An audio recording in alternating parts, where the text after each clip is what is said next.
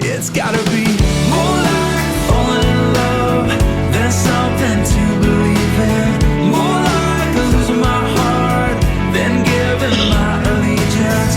This is the Wally Show, and we got Jason Gray here. You might have noticed him or known him from his cough there. That was nice. Hey, yeah. Sorry about that. You feeling all right? I have a cold. Oh, do you really? Yeah. I was hanging out at the movie with my little boy a week ago, and I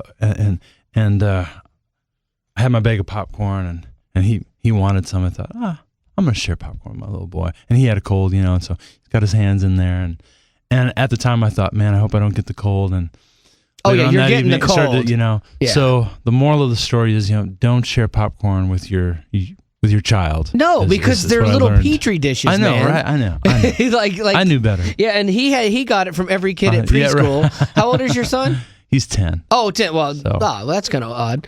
On the upside, we were seeing the Lego movie that was awesome. I don't know if you've seen that yet. I haven't seen that yet. I went to be like a good dad, So, okay, I'll go watch this. And it was fantastic. Really? Okay, because I love Legos, but like I watched the trailers, I'm like, I don't know. That's how I felt too. But really? It was great. It was hilarious.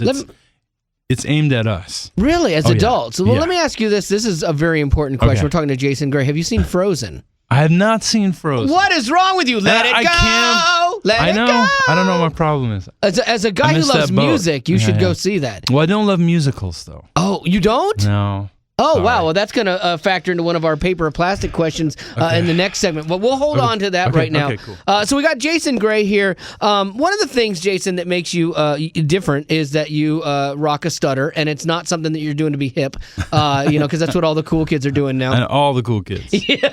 Mel Tillis. James Earl Jones was actually a stutter, if you can. Really? I didn't know that. Is it something that you can overcome? Or a lot of people outgrow it, and I guess I just haven't grown up yet, But, well, that's good. But you really can't outgrow stuttering. Yeah, and the older I've gotten, the more fluent I've become. So really, yep. Not really, like it doesn't sound like it, but just really, that's what I meant. Like that came off wrong. Well, there are days now where I can do a whole concert without having an issue at all. So. That's the interesting thing, and I'm curious about this. Is it when you feel comfortable that it's less prevalent, or because it never happens to people when they sing? Yeah.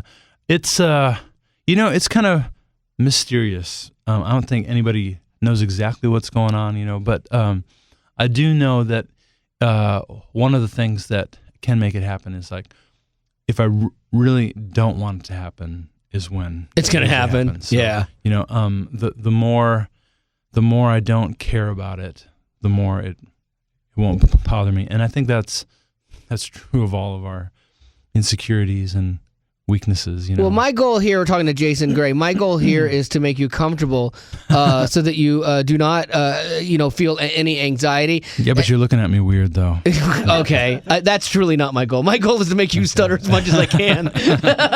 For the entertainment value, yes, Jason. I'm a horrible person. I'm Do it working for the on gospel. It. Thank you.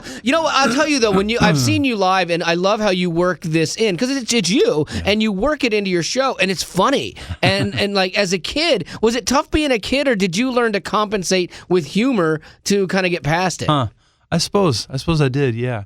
I think if you can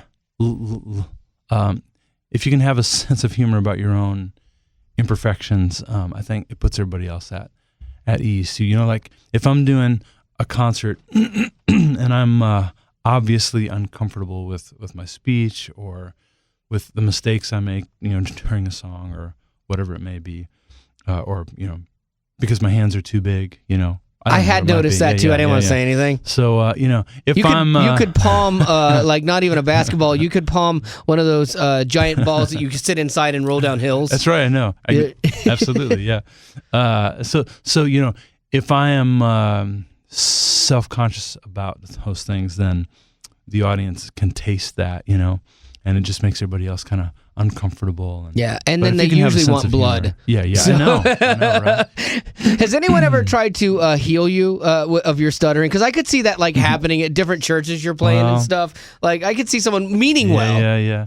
That is one of the occupational hazards of having an obvious handicap and Working in the playing a lot of church. churches, yeah.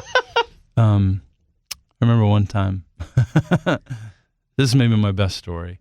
I was playing at a church and had a particularly difficult time that night. And I was done, and I was back at the autograph table, and I'm, signing autographs. And I look up, and I see this older woman making her way down the aisleway at me, kind of elbowing her way through the people. And you do this long enough, you kind of know how to spot them. So like I could see her come, like, oh Lord, Help me, Jesus! This is gonna not be fun. What's about to happen to me now? And she makes her way up to me, and she looks at me, and she says, "Jason, I'd like to pray for you, and I believe that the Lord wants to heal you." And I could see that she looked a little, she had that crazy little spark in her, like in her eye that could be craziness, or it could be something holy at the same time. It's like, which thing is it? It's hard to tell which way that's going to go. I know it can be both, and so I want to be open, because I think if the Lord's going to intervene and heal me, it's probably going to look weird. That's just how it usually looks, So I'm open and stuff. So I say, okay, sounds great, and I'm about to say, where we can meet to pray, but it takes me too long to get things out. To get it out.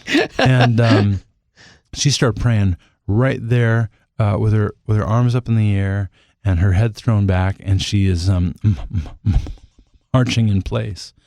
That's important. And speaking in tongues really loudly. And like that's ironic. Yeah. Yeah, right. And I don't have, I'm all about that. I think that's great. So, however, we were in a Lutheran church, and I think she was scaring the Lutherans a little bit, So I was like, okay, pause, let's go back down this abandoned hallway, and you can heal me back there, So I bring her back there, and she resumes, and then she reaches up and she grabs my face and she says, "Open your mouth." Oh. And the weirder it gets, the more I'm thinking this could be it. Because if I'm gonna be, it's probably gonna be weird. So it's looking hopeful. Did you open your mouth? So I opened. So in what faith, is wrong with in you? faith, I opened my mouth, and then she's grabbed my face. She's kind of like squeezing my cheeks like this, And she says, "Stick out your tongue."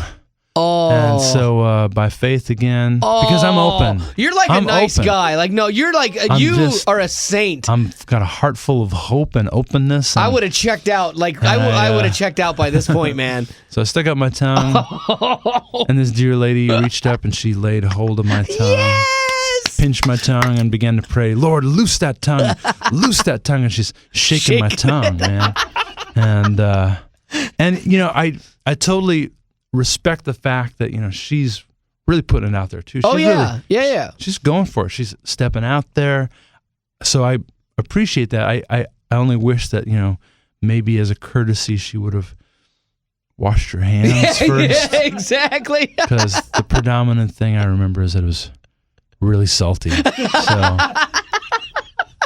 That's she's doing the this thing. Yeah, that's the thing about this. Like, that's first of all, like I could not have dealt with that. But the thing about it is, I used to think people like that were ultimately crazy. Yeah, right. But then I'm actually coming to a place in my faith where I'm like, they're living on a different level than I am.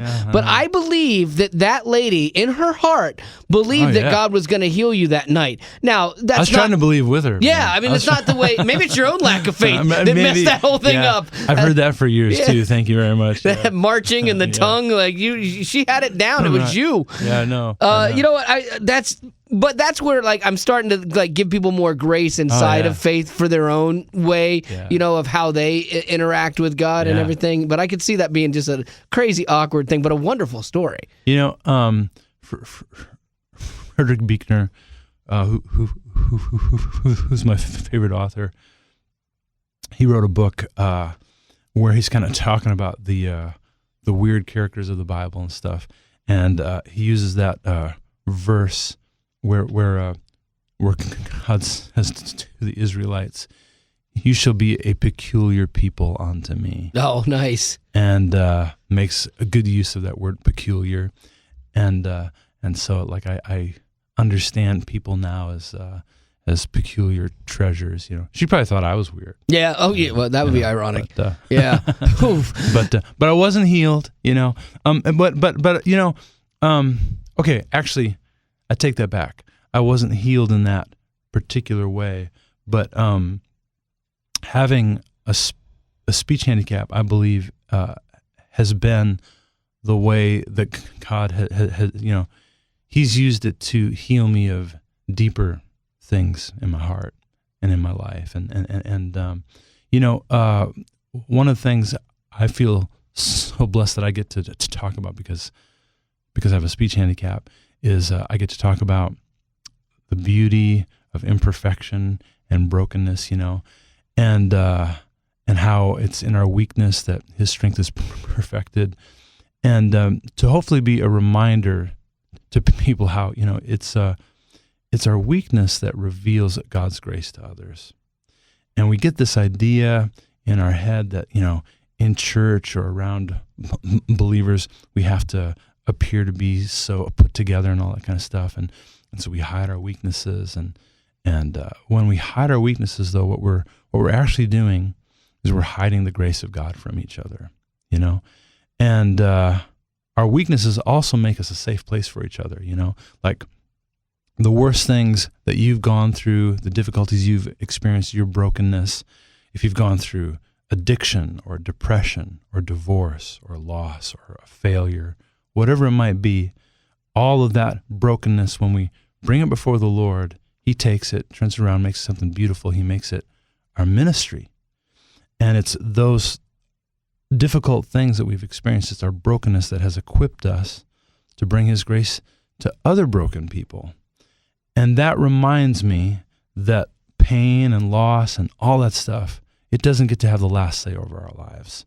But the Lord, the story He wants to tell through us, His love has the final word over our lives. And that's been a theme in my music this last year and stuff. So, Well, we've covered a lot about Jason here, and what we also want to do is find out more about you, and I'm going to do that quickly with my patented paper or plastic quiz, okay? All right, I'm ready. The way you answer that question at the grocery store, where you're like, paper or plastic, says a lot about you. It's true. Okay, says if you love the environment or if you hate it. Wow, yeah. Right. Pretty much. Yeah. And so that's what we're going to do right here with you. So here we go. Lemons or lemonade? Okay, see, I'm always What? confused, though, because, like, if you get plastic, that means you hate the environment. But however, you had to cut down a tree to get a paper bag. I'm always confused. I know, it's I'm tough. overthinking it right now, aren't I? A I'm little sorry. bit, Okay, a little I'm sorry. bit. Okay, resume. We can I'm talk sorry. about it at Whole Foods later and all feel better about ourselves. All right, sounds good. I'm ready, go ahead. Lemons or lemonade? Are you a pessimist or an optimist?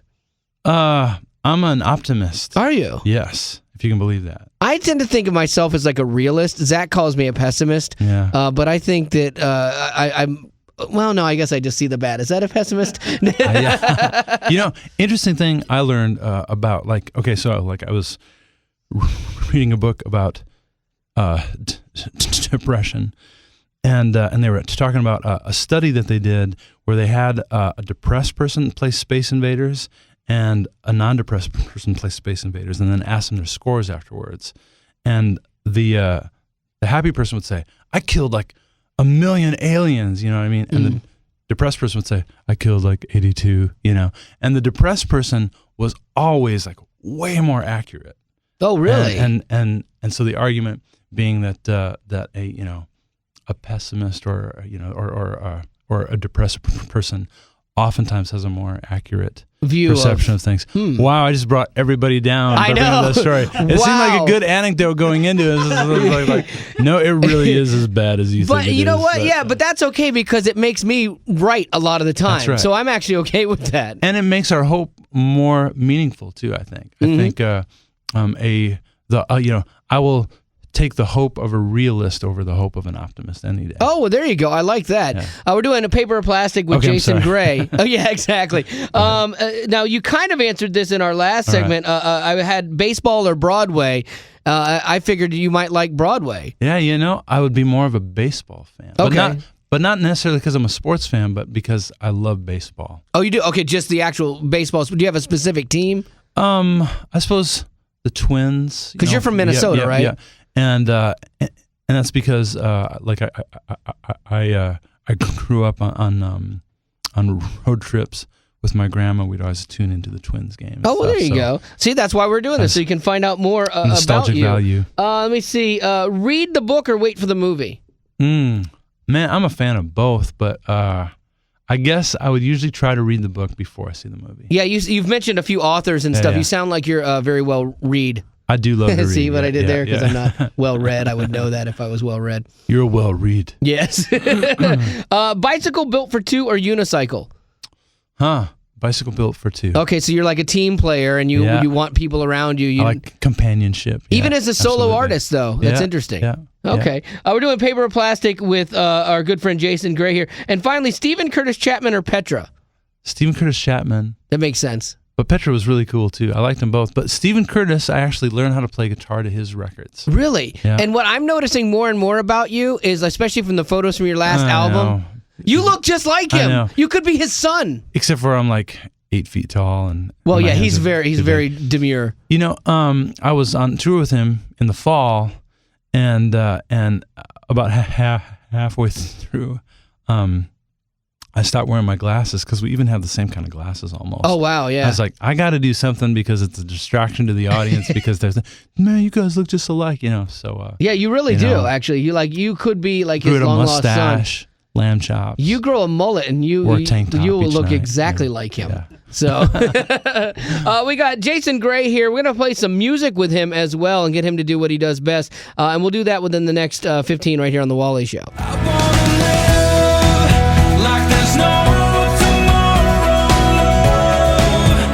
like I'm on borrowed time. This is The Wally Show. We got Jason Gray with us live in the studio. And I appreciate you coming in, man, and talking about life and this, that, and the other. And here's the thing, man. We kind of alluded to this earlier. We're talking about, being open with your life and sharing your life with people and stuff like that. I imagine that's hard to do for Christian artists because the minute you do that, sometimes there's a tendency, if you admit your faults, for people to kind of jump on that. Have you experienced that at all in your life? Yeah, I think more and more people don't react negatively. Yeah, I mean, like, there have been times where I feel like I've had to be calculated about how much You share. I reveal, but I do like to be very open about my brokenness, and I think like I was watching a YouTube clip of Rich Mullins, and he was talking about, he was in concert on the stage in the mid-90s, talking about being on the road and being in hotel rooms with the guy that he was on the road with, Beaker, and how that he knew that if Beaker was snoring, it meant he was in a deep sleep, and that meant that he could sneak out of the room and make bad decisions. And Oh, wow. and I just loved how just open he was about all of that in the mid-90s, and I don't think we've gotten more authentic, since him. I think we've learned how to be more protective, and which I don't think is healthy. I think that when we are open about our weakness, I believe we reveal what God's grace looks like in a real person's life. I will say I think it's getting better than it was, and especially like with people that I found that listen to this show, it's gotten a lot better. Like Plum was on. Do you know Tiffany at all? Yeah, okay. yeah. She was talking about her marriage and it just kind of falling apart, and she opened up about it. Yeah. And it was one of those things. It was so cool because it was vulnerable, and then all of a sudden people were like, "Oh my gosh, I'm in trouble too, and I can't believe you're doing this." And God, was able to bring redemption to you guys, and it was this great moment that I was concerned for her, thinking there'd be this backlash, Right. and it turned out to be great. Well, one of my other favorite authors, his name is Walt Wangerin, and I was asking him about this, and his philosophy on this, because he's very open about his brokenness. He said that it's important to wait until the chapter is completed Interesting. before you talk about it. Like if you're in the midst of a divorce, if you talk about that while you're in the middle of that chapter, then it feels like you're asking your audience for something, like you're asking them for support or to take your side or something. Right. But if you wait until the chapter is closed, then you can talk about it in a way where you give something to your audience, either perspective or hope or something like that. That's fascinating, because we've talked about that as far as like being like jocks on the air or whatever, and when you're sharing your life, that there seems to be this thing that if you're telling your story from a past perspective, I used to have a drug problem, I used to have an alcohol problem, people go, oh, okay, that's cool, I get it, because they're seeing the redemption part of it. But if you're saying that now, I have a drug problem, don't anyone take that out of context. I don't. I see everyone like starting to edit. But like then there's a wall that goes up, or sometimes judgment that comes your way. So that's a very interesting thought to let it resolve. And almost like too when you're healthy again, because if you're in the middle of that, you're probably not going to be very healthy. Right. You know? And I don't know if I think that that's healthy that we are that way, but I think it's just human nature. That's how we are, you know. But I wish ideally that we could be open and say, this is what I'm struggling with right now. Yeah, you know what I mean. But I don't think we as human beings know how to walk with each other very well. We're talking to Jason Gray, and now let me ask you this: do you ever write something like from your personal life into music, and then make it like it's about somebody else? Like do it like, hey, I'm having trouble here, like that, and then you're like, oh, this is a story from this guy, racing, you know, Mason Cray. Yeah, exactly. You know, last year I released a Christmas record. And what I did is I did a song for each of the characters in the Christmas story. And what was so liberating about that was like I felt like I could tell parts of my story in a way that I couldn't otherwise, because I was doing it through this other character. Oh, that's cool. And like I didn't even intend to do that, you know. But like after it was all completed, I thought, wow. Most of these songs are about me, you know. Huh, interesting. So... well, we'll get to some more of your storytelling here via song. Yeah, that's right. Within about 15 minutes, because we're going to have you do what you do best, and that's play something live for us with Jason Gray here on The Wally Show. It's gotta be more like falling in love than something to believe in. More like losing my heart than giving my allegiance. This is The Wally Show. We got Jason Gray live in studio with us today, which is cool because I love when artists come by and they can just sit here, hang out, and sing and play some music with us. So what do you want to do today? Like, what song do you want to do? Oh, man, you know, I'd like to do, I think I want to do kind of a slower song that I don't think people would otherwise hear on the radio. So oh, very cool. Is this on your new album? Yeah. So it's on the album Love Will Have the Final Word. Love Will Have the Final Word. But it's not the single. No, not the single. I like that. Yeah, all right. You're like just flipping the script here. Being all subversive and you know. Where did this song come from? Like, what's behind it? Well, you know, it's a song about grieving. I don't think that we do grieving very well. I don't think we grieve very well. I don't think we allow those around us to grieve very well. Like, if you're talking with a person and your heart's breaking and you begin to cry, what's the first thing you say? It's okay. Or no, if you're crying to me. Okay. Which could happen. I'm crying. Yeah. I'm sorry. You say, you're sorry, right? Yeah. And why do we do that? You know, we feel ashamed of our pain, and which is weird because whenever a person allows me into their pain, I always feel so honored, you know, because that's a really intimate and holy place. And I believe it's a holy place because I believe that that pain is what God uses to draw deep wounds that we have up to the surface so he can begin to heal them, you know. And but we don't do very good with the pain of other people either. You know, like I think of Job. He's gone through hell, and then his friends that come over to comfort him, and they actually make it worse, by trying to explain his pain or to tell him why it happened or why it's his fault, all that kind of stuff. Offering scripture to him. And we do that a lot. And whenever we do that, what we're actually doing is we are rejecting the person's pain. We're saying, don't be in pain. Don't hurt. Be okay. Be encouraged, And that doesn't help them heal. One of the most healing moments I've ever experienced was I was on the road with my friend Andy, and we were in the back lounge of the tour bus. And my heart was breaking, and I was just kind of pouring it out to him. And then as soon as I was done kind of sharing everything, there was a moment of quiet between us, and I recognized that I was bracing myself for him to kind of offer me advice or throw an answer or a scripture at me. And he didn't do that. Instead, he stood up. He said, okay, Jason, here's what I want you to do. I want you to stand up with me, and I'm going to hug you.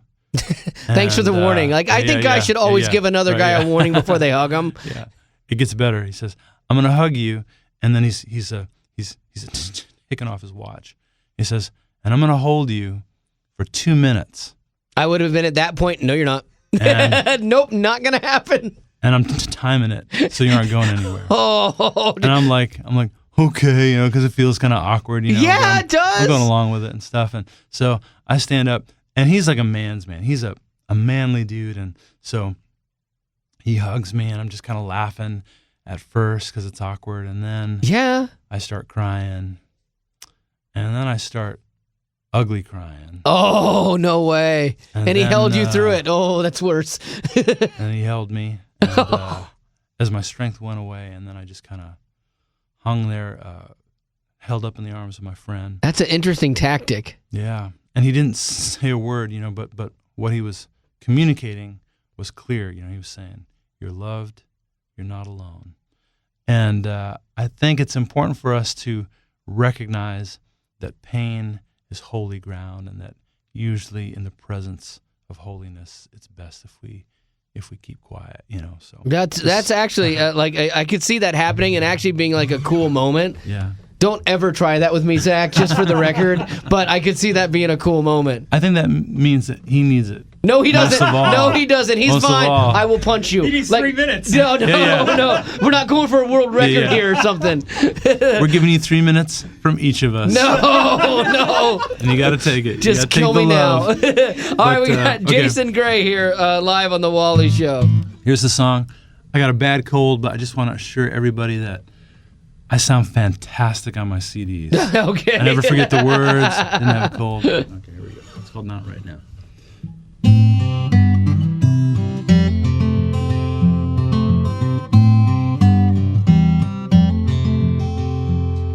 You could see the smoke from a mile away. Trouble always draws a crowd. They want to tell me that it'll be okay. That's not what I need right now. Not while my house is burning down. I know someday, I know somehow I'll be okay, but not right now. Not right now. I can usually hit that high note better. Oh, tell me if the hope that you know is true ever feels like a lie even from a friend. When the words are salt in an open wound, and they just can't seem to understand that you haven't even stopped bleeding yet. I know someday, I know somehow I'll be okay, but not right now. Not right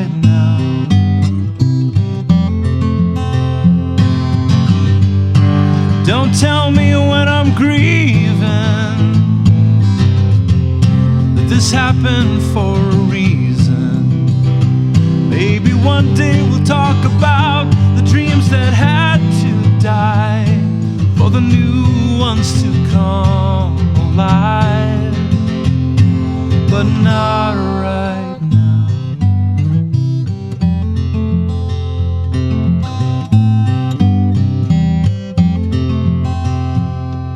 So while I wait for the smoke to clear,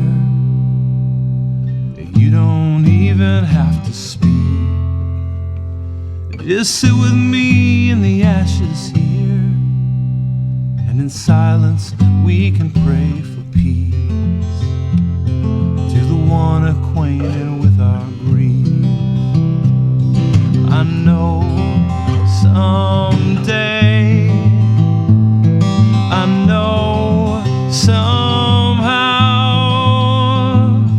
I'll be okay, but not right now. No, not right now. Not right now.